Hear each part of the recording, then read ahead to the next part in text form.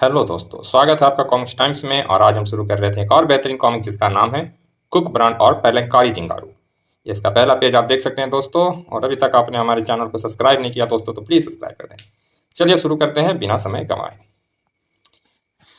एक बार जब cook brand किसी कार्य से रामनगर जा रहा था तो एक चौराहे पर, अगर तुम्हें अपने प्राण प्यारे हो तो चुपचाप हमारे साथ चलो, वरना इस तरह कुक ब्रांड का अपहरण कर लिया गया।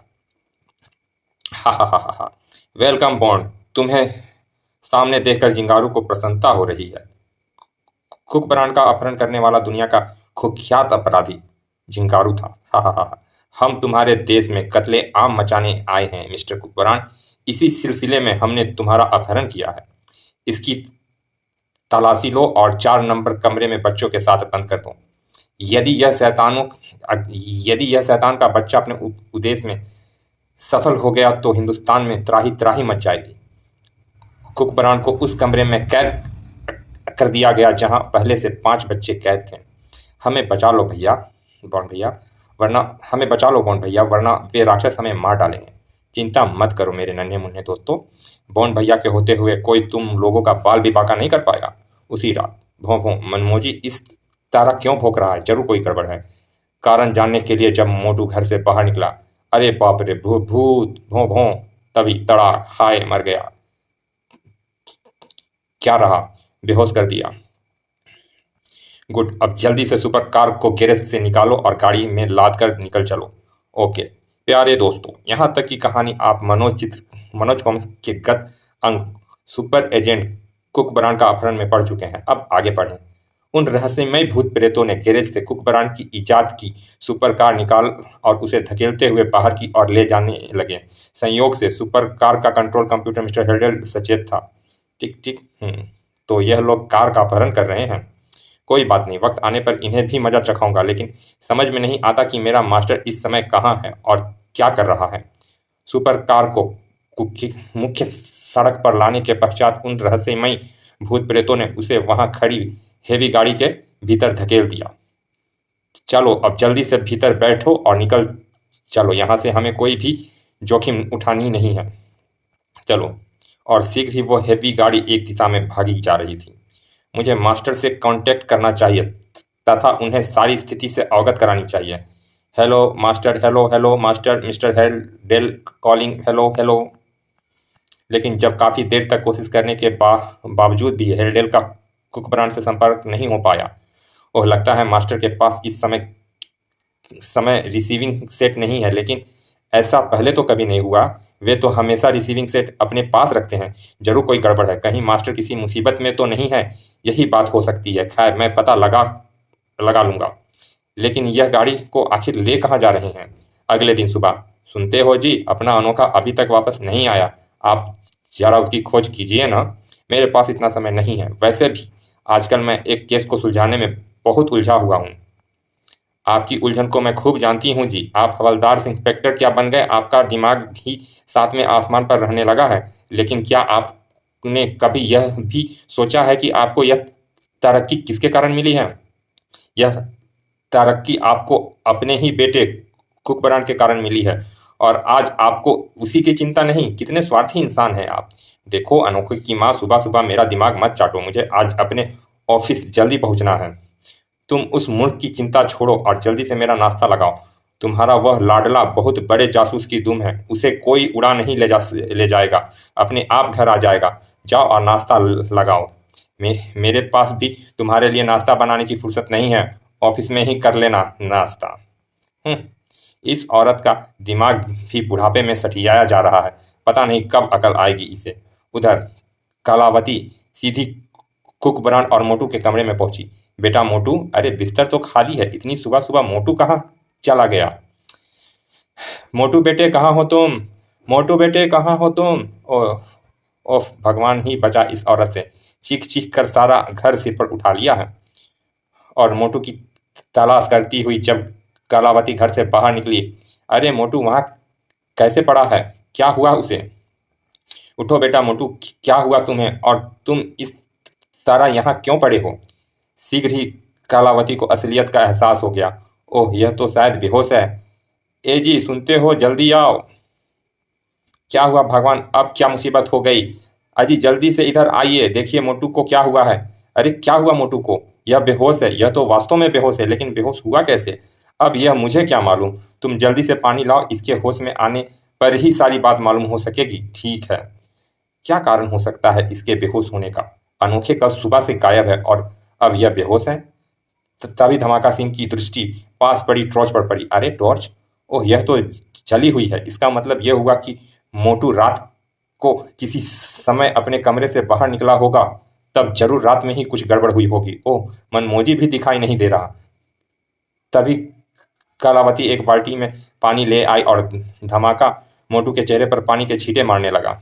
हे भगवान, यह एक दिन में हमारे घर में कैसी विपत्ति आ गई। उधर अनोखे गायब है और इधर मोटू की यह हालत है। शीघ्र ही मोटू को होश आया। ओह, मैं कहाँ हूँ? तुम अपने घर में हो बेटे। मोटू बेटे, क्या हुआ था तुम्हें?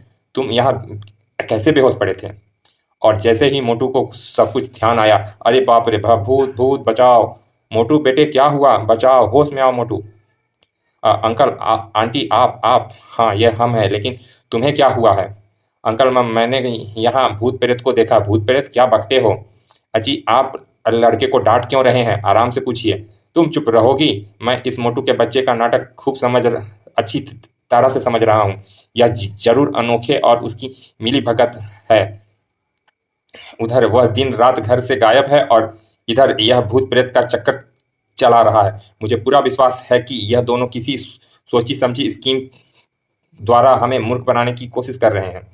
सच सच बता दे मोटू के बच्चे कि तुम दोनों ने क्या चक्कर चलाया हुआ है, वरना कसम बजरंगबली जी की, मैं इसी समय तुम्हारी नली बंद कर दूंगा।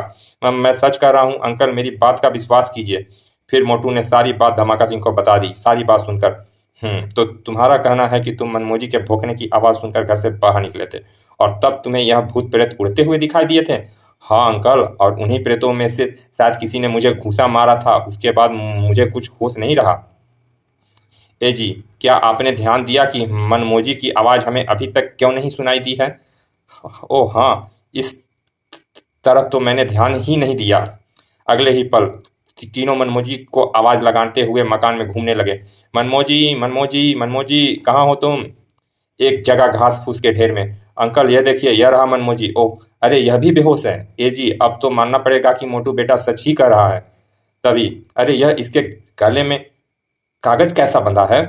वह कागज दरअसल एक धमकी भरा पत्र था जिसमें लिखा था, इंस्पेक्टर धमाका सिंह, तुम्हारा बेटा कुकबरान हमारे कब्जे में है। यदि तुम उसकी जिंदगी की सलामती चाहते हो तो 1 सप्ताह के भीतर भीतर 5 लाख रुपए का इंतजाम कर लो, वरना 8वें दिन उसकी कटी फटी लाश तुम्हें अपने दरवाजे पर मिलेगी। रुपए तुम्हें कहाँ पहुंचाने हैं और कैसे पहुंचाने हैं यह तुम्हें जल्दी ही बता दिया जाएगा। तुम्हारा हितैषी जिंगारू। क्या जिंगारू? कौन है जी यह दुष्ट जिंगारू? हैं दुनिया का एक अत्यंत कुख्यात व जालिम भगोड़ा अपराधी। हाय, अब मेरे बेटे का क्या होगा? ए जी, आप जल्दी से 5 लाख रुपए का इंतजाम कर लीजिए, चाहे जहां से भी हो और जैसे भी हो। आखिर रुपए हमारे बेटे से बढ़कर थोड़े ही है। आप रुपए का इंतजाम करके मुझे दीजिए। मैं वह सारे रुपए उस कमीने के नाक पर खींच मारूंगी। 5 लाख रुपए का इंतजाम कर दीजिए। अरे मूर्ख की रानी, मैं पूछता हूँ, रुपए क्या तुम्हारे मायके वालों के पेड़ पर लटके हुए हैं जो मैं उन्हें तोड़कर तुम्हारी हथेली पर रख दूं? क्या मतलब? तो क्या आप रुपए का इंतजाम नहीं कर सकेंगे? नहीं, यदि कर सकता तो भी नहीं करता। आखिर हम कानून के रक्षक हैं। यदि हम ही अपराधी की धमकियों के आगे झुक जाएंगे तो आम लोगों का क्या हाल होगा? पुलिस और कानून पर उनका क्या विश्वास रह जाएगा? हाय हाय बुहू, हाय क्या जमाना आ गया है।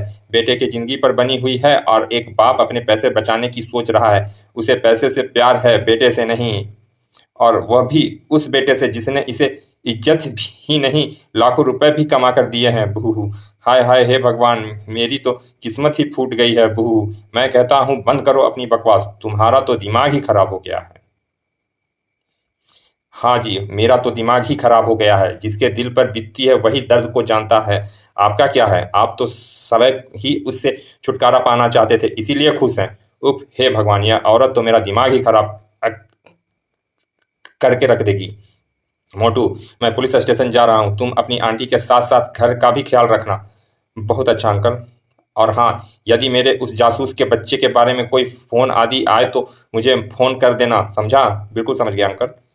उसके बाद वो अपनी मोटरसाइकिल पर सवार हुआ और ऑफिस के लिए रवाना हो गया। आजकल वह एक पुलिस स्टेशन का इंचार्ज था। धमाका सिंह के जाने के पश्चात मोटू किसी तरह मनमोजी को होश में लाया। मेरे चेले, अब जरा तू ही बता दे कि रात तेरे साथ क्या बीती। क्या वे भूत प्रेत तेरे ही सगे संबंधी थे? भों भों। अरे भाई, नाराज क्यों होता है? मैं तो सिर्फ पूछ ही रहा था कि तेरे ऊपर इल्जाम थोड़े ही लगा रहा था। भों भों। मोटू बेटे, मनमोजी आकारण ही नहीं भोंक रहा, जरूर कोई खास बात है। तभी मनमोजी पलटकर गोदाम की तरफ दौड़ा पड़ा। अरे वह तो शायद गैरेज की तरफ जा रहा है। आइए आंटी, चलकर देखते हैं। वहां तो बॉन्ड भैया की सुपर कार रखी है। और जैसे ही वे गैरेज में पहुंचे, हे राम, मेरे बेटे की सुपर कार कहाँ गई? जरूर बॉन्ड भैया ही सुपर कार वे भूत प्रेत ही उठा ले गए होंगे। भों भों। उधर धमाका सिंह जैसे ही पुलिस स्टेशन पहुंचा, इंस्पेक्टर साहब, मेरे बच्चे को बचा लीजिए, मैं आपके हाथ जोड़ता हूँ। मेरी बेटी को बचा लीजिए इंस्पेक्टर साहब, मैं आपका एहसान जीवन भर नहीं भूलूंगा। हाय, कितनी इज्जत है मेरी। सुनिए, आप लोग आराम से बैठिए और अपना कार्य मुझे बताइए। आपकी सेवा करके मुझे अति प्रसन्नता होगी। आखिर हम जनता के ही तो सेवक हैं। जी। चलिए दोस्तों, इस कॉमिक्स का पहला भाग यहाँ समाप्त करते हैं। मिलते हैं इसके दूसरे भाग में। और अभी तक आपने हमारे चैनल को सब्सक्राइब नहीं किया दोस्तों, तो प्लीज़ सब्सक्राइब कर दें। चलिए मिलते हैं इसके दूसरे भाग में। तब तक के लिए धन्यवाद। विदा।